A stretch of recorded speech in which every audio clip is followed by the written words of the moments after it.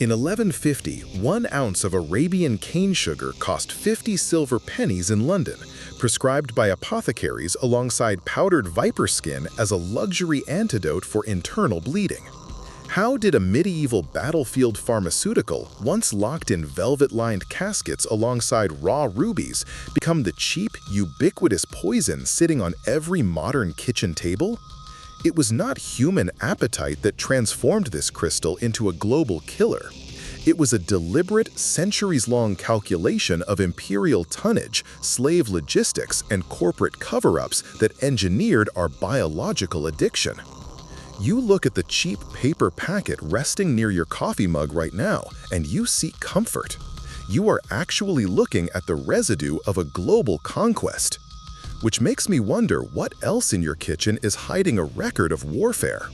Tell me in the comments which everyday commodity you want me to dig into next. To understand the weaponization of this crystal, we have to go down into the dirt. The year is 1099. The First Crusade has ground down into a brutal war of attrition outside the walls of Tripoli. European infantrymen are not dying from the swords of the Fatimid Caliphate.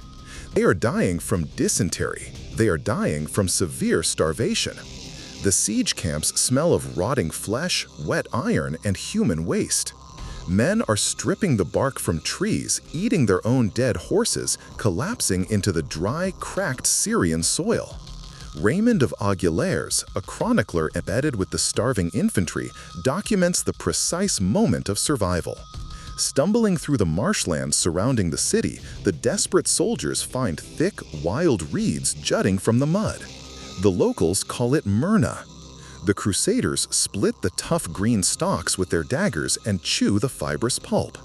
They do not know it yet, but they are chewing raw sugarcane. The physiological rush is immediate. The sweet, sticky sap floods their exhausted bloodstreams with pure sucrose. It is a biological override, a sudden, violent injection of energy into bodies running completely on empty. Men who couldn't stand the day before are suddenly gripping their pikes with trembling, hyperactive hands. The siege line holds. The caloric density of this strange plant keeps the invading army alive just long enough to continue the slaughter. The troops do not view the sweet juice as a culinary delight. They treat it as a field ration.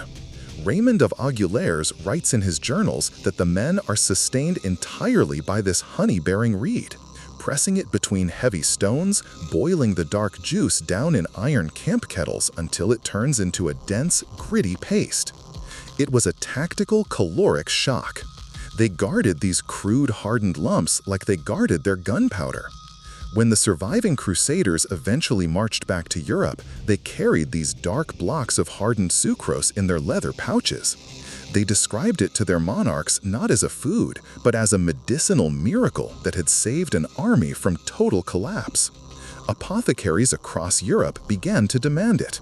They imported the raw product through treacherous overland trade routes, crushing it in brass mortars, weighing it on delicate scales alongside rare gemstones. It became a pharmaceutical of the absolute elite, locked away in the dark, quiet vaults of the aristocracy. A king dying of a fever was fed a pinch of white crystal. A nobleman with a bleeding gut was prescribed a syrup of sugar and crushed pearls. The desperate combat ration of the Syrian trenches had become the most expensive medicine in the Western world. The Crusaders brought back a taste for this tactical caloric shock, but it was the Venetian merchants who realized they could turn this chemical dependency into a financial empire. The Republic of Venice locked down the Mediterranean trade routes with the paranoia of a modern nuclear state. By the 14th century, heavily armed Venetian galleys patrolled the sea lanes, dictating the flow of this crystallized drug from the Levant to the damp, shadowed counting houses of the Rialto. Merchants tracked incoming crates of raw sucrose in heavy, leather-bound ledgers with the exact same unforgiving precision they used for heavy artillery and naval timber. They recognized that they were no longer dealing in a botanical curiosity. They were dealing in a high-value geopolitical asset. But there was a hard physical limit to their financial empire. Sugarcane is a violently demanding organism. It drains the earth. It requires a relentless barrage of heat and drowning stagnant water to swell its stalks with sucrose. The exhausted, rocky soils of Cyprus and Sicily were failing under the crushing pressure of aristocratic demand. The Mediterranean earth simply could not sustain the sheer tonnage required by the expanding European militaries and courts. To scale the operation, to turn a rare apothecary dose into a continental currency, the empires of Europe realized they needed something the Old World couldn't provide. They needed untouched, fertile earth. In the autumn of 1493, the volcanic harbor of Gomera in the Canary Islands was thick with the smell of tar and salt water. The cargo manifest of the Santa Maria listed the standard provisions for maritime expansion: iron tools, salted meat, heavy canvas, and black powder. But buried deep in the damp, rotting wood of the ship's hold, secure against the violent pitch of the Atlantic waves, was a tightly bound cluster of green severed stalks. Christopher Columbus was carrying sugarcane cuttings on his second voyage. He hauled this dormant vegetation across the ocean, driving it straight into the heart of the Caribbean. When the heavy leather boots of the Spanish infantry hit the shores of Hispaniola, they did not just plant a royal standard, they planted a botanical engine of empire. The cuttings were thrust into the dark, wet dirt, a virgin soil that soon reeked of heavy tropical mold and the sharp, sulfuric bite of Spanish gunpowder. The island climate triggered an explosive biological reaction. The cane stalks ruptured from the earth, thick and heavy with sap, growing with a speed that defied European agricultural records. The Spanish crown had originally crossed the Atlantic searching for mountains of solid gold. The gold deposits were shallow, the mines ran dry. Gold failed. Cane did not. This wild grass proved more lethal and infinitely more profitable than any metal pulled from the earth. But the Spanish only laid the crude botanical foundation. It was the British naval machine that fully weaponized the harvest. In May of 1655, 38 heavily armed British warships dropped anchor off the coast of Jamaica. The fleet unleashed a devastating naval bombardment, shattering the Spanish defenses and seizing control of the territory. Admiral William Penn and General Robert Venables were not there to hold a temporary strategic choke point. They were there to seize the dirt. Within decades, the British military engineered a brutal terraforming of the landscape. They systematically ripped out the native jungle, burning massive tracts of ancient mahogany to clear the ground. They converted 120,000 acres of wild earth into a synchronized, industrialized nightmare. Jamaica ceased to be an island. It became a militarized factory of sucrose. Hundreds of massive stone boiling houses were erected across the cleared landscape, their towering brick chimneys spewing thick black smoke into the humid tropical sky. The heat inside these structures was lethal. Giant copper vats of crushed cane juice boiled relentlessly day and night, reducing the chaotic green liquid into heavy, dark crystals. Men worked half-blind in a fog of superheated steam, skimming the boiling vats with heavy iron ladles. The air inside the processing plants was thick with the suffocating smell of scorched sugar and wet iron. Overseers tracked the yields with military discipline, calculating the precise volume of boiled syrup required to fund the expansion of the Royal Navy. You sit in an air-conditioned room today, carelessly tearing open a glossy plastic wrapper to sweeten a ceramic cup of coffee, entirely oblivious to the violence behind it. You are looking at a chemical compound that served as the blueprint for industrial slaughter.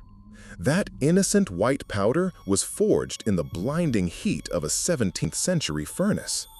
The British Crown quickly realized that whoever controlled the boiling houses controlled the central artery of the global economy. They locked down the Atlantic trade routes. They stationed heavy frigates to guard the Caribbean harbors, transforming merchant vessels into floating vaults of crystallized carbohydrates. The operation was a masterpiece of ruthless efficiency. The island was producing an unprecedented volume of this chemical commodity, ready to be shipped back to the markets of London. The British had the boiling houses. They had the naval guns.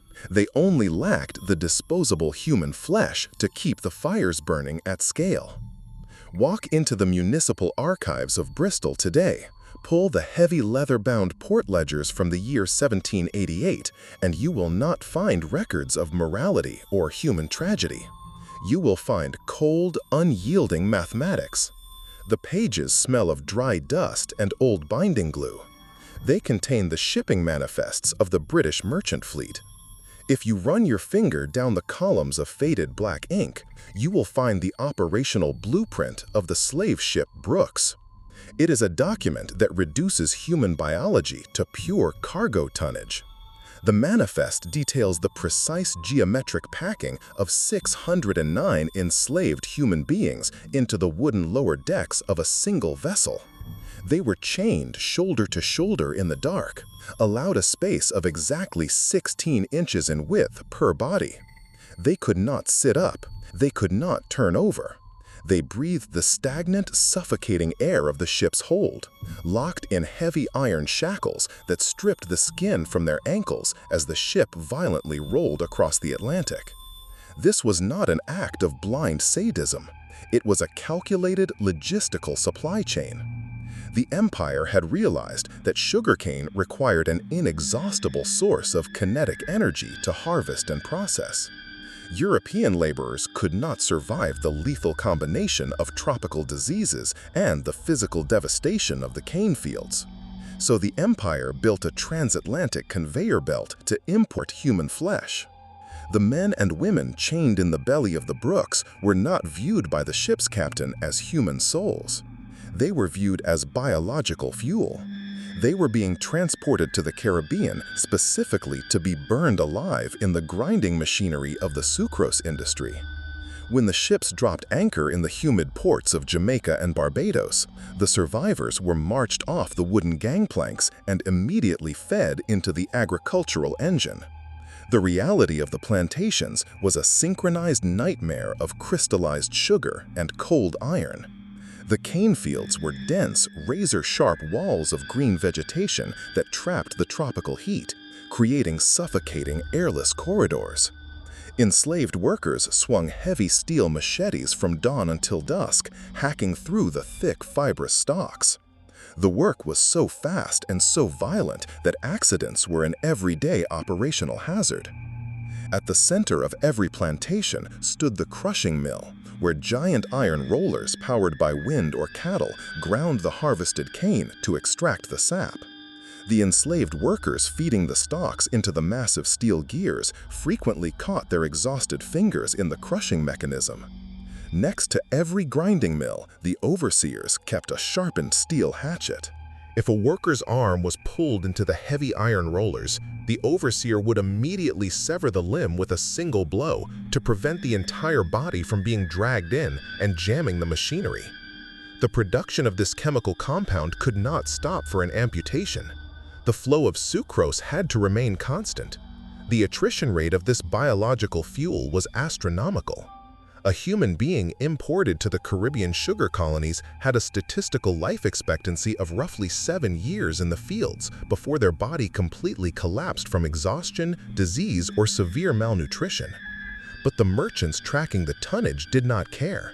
The death of a slave was not a tragedy to the empire. It was a routine line item in an accounting ledger.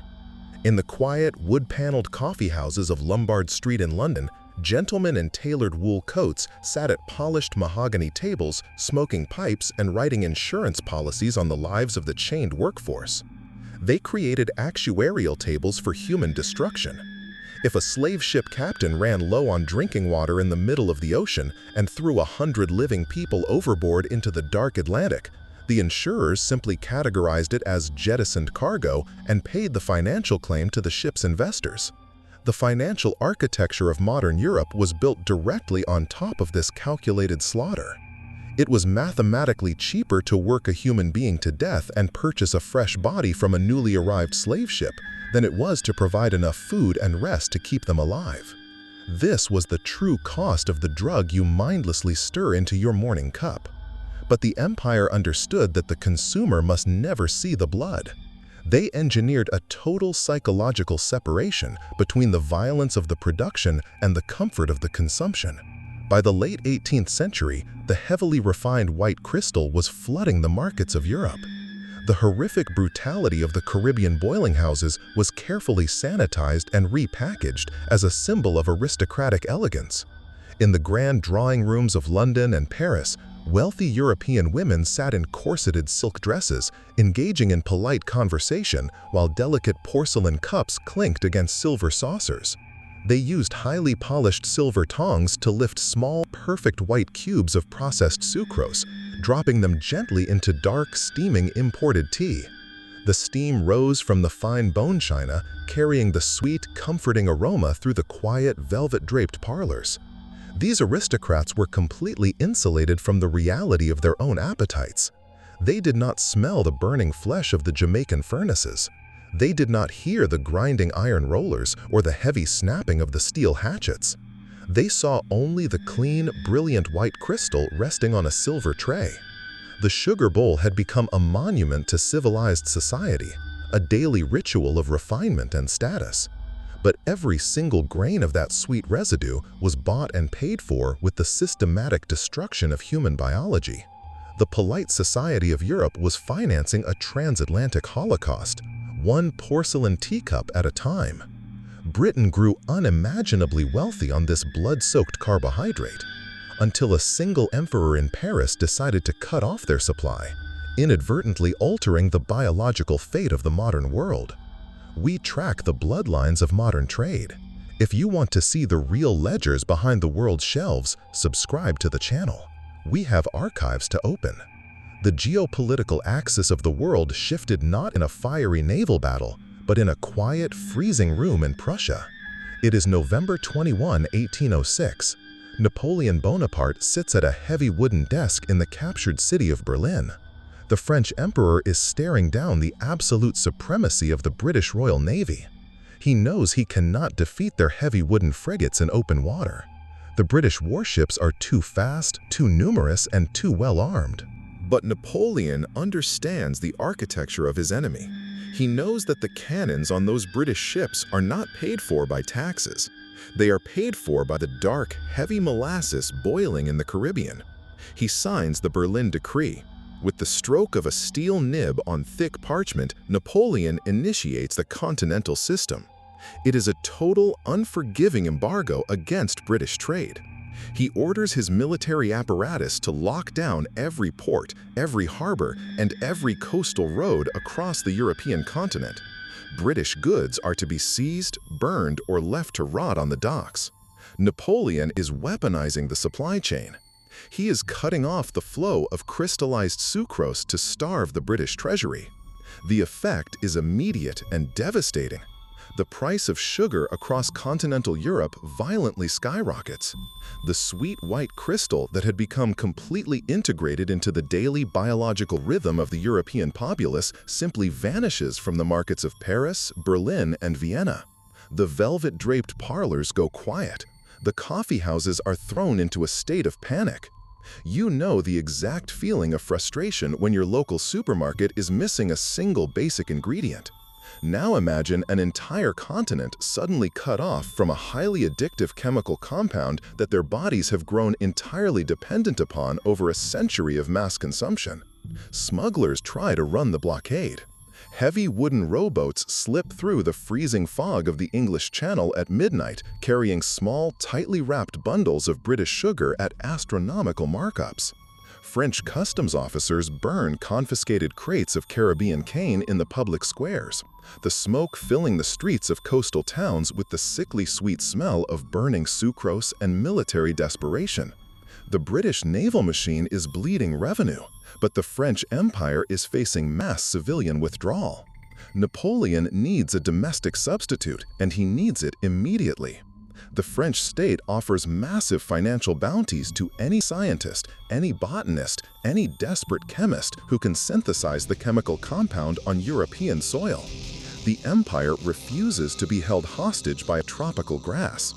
The answer does not come from the sun-drenched Mediterranean or the warm coastal plains. It comes from the freezing, unforgiving dirt of Silesia. Deep in the rural expanse of what is now Western Poland, a Prussian chemist named Franz Karl Achard is conducting brutal, repetitive experiments in the mud. He is not working with elegant tropical canes. He is working with a pale, ugly root vegetable, the white Silesian beet. Achard is a man obsessed with the chemical composition of plant life. He has spent years crossbreeding these heavy, bulbous roots in the harsh Prussian winters, selecting the specific mutations that yield the highest concentration of internal sucrose. It is a miserable, filthy process. His primitive processing facility in Silesia smells nothing like the heavy, aromatic boiling houses of Jamaica. It smells of rotting vegetation, wet earth, and industrial acid. Achard's laborers stand ankle-deep in freezing mud, pulling the heavy white beets from the frozen soil with numbed, bleeding hands. The roots are hauled inside, violently crushed into a pale pulp, and boiled down in crude vats. Achard applies a ruthless chemical logic to the problem. He uses sulfuric acid and chalk to separate the impurities from the boiling root juice. He forces the extraction. When the murky, earthy liquid finally cools and evaporates, what is left at the bottom of the vat is a biological miracle for the trapped continent. It is sucrose, pure, crystallized sucrose. It is chemically identical to the sugar harvested by chained hands in the Caribbean heat. But this crystal was born in the freezing mud of Northern Europe. When Napoleon receives word that a Prussian chemist has successfully industrialized the extraction of sugar from a common weed, he instantly recognizes the strategic victory. He orders the mass planting of tens of thousands of acres of sugar beets across the French Empire. He redirects state funding to build massive brick processing factories across the frozen landscape of northern France and Germany. The agricultural map of the world is completely redrawn in less than a decade.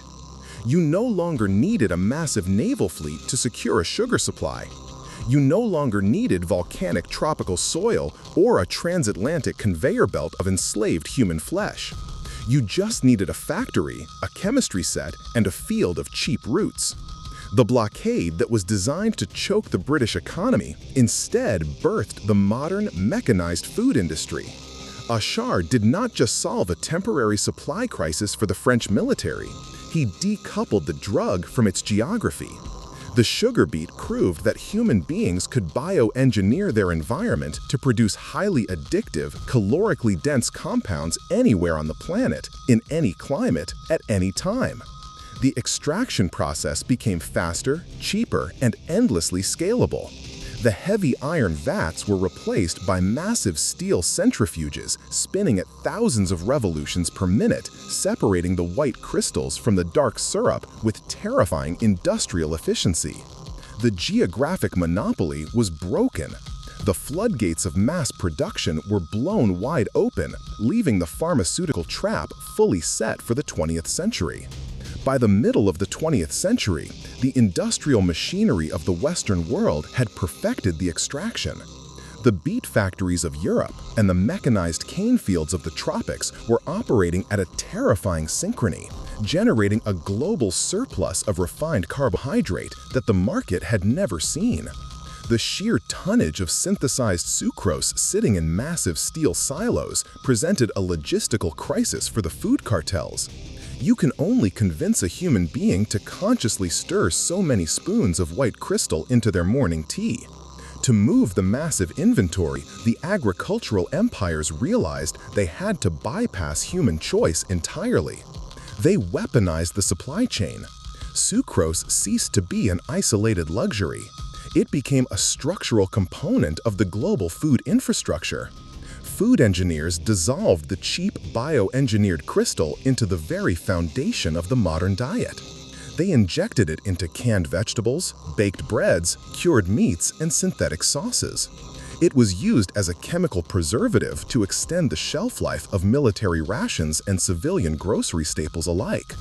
The human body, an organism that evolved to severe caloric scarcity, was suddenly placed under a relentless, invisible chemical bombardment.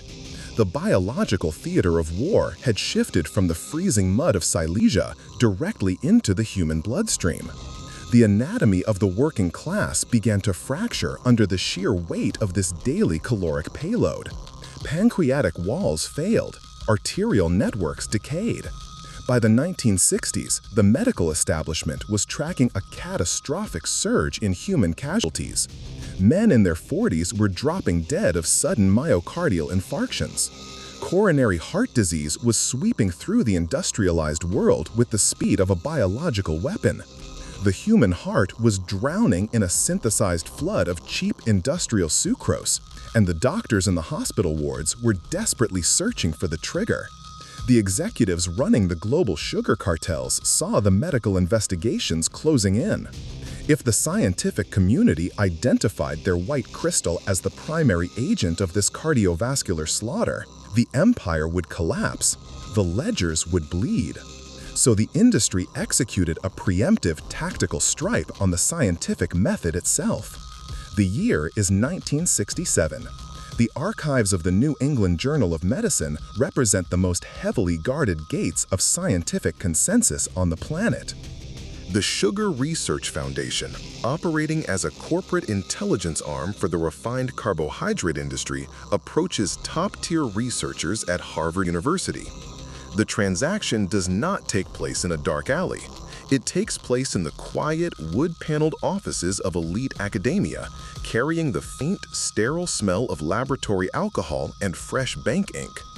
The corporate syndicate hands the Harvard scientists $6,500. That is roughly $50,000 in today's currency, a minor line item in a corporate budget deployed to purchase the biological fate of millions. The mandate given to the researchers is surgically precise. They are instructed to write a comprehensive literature review that deliberately obscures the lethal cardiovascular impact of sucrose. They are paid to manipulate the data, to shift the entire burden of blame for the heart disease epidemic away from sugar and pin it squarely on dietary fat. The scientists take the money. They publish the paper. It was not an error. It was a calculation. That single transaction acted as a neurological virus in the global medical infrastructure. The Harvard stamp of approval legitimized the lie. Governments across the Western world rewrote their public health policies based entirely on purchase data. Entire populations were instructed by their state authorities to strip fat from their daily intake to save their hearts. But when you remove the natural fat from processed goods, the product tastes like wet cardboard. The industrial food cartels had the perfect, cheap replacement already stockpiled in their silos. To compensate for the missing fat, they injected massive, unprecedented volumes of refined industrial sucrose into the food supply. The exact chemical compound causing the arterial decay was now quietly prescribed as the cure. It was the ultimate market capture. The attrition rate was no longer confined to the suffocating heat of the Jamaican cane fields. It was happening in suburban kitchens, in elementary school cafeterias, in the failing arteries of an unsuspecting global population. The bodies continued to pile up, but the casualty reports were safely filed away as natural causes. The corporate cover-ups successfully laundered a lethal agricultural weapon into a mundane grocery staple, hiding the bloodline of the commodity behind bright plastic packaging. That white crystal on your kitchen table is not a food. It is the most successful military and corporate campaign in human history. We'll leave it there for today. Next time, we open the shipping manifests on the global coffee trade.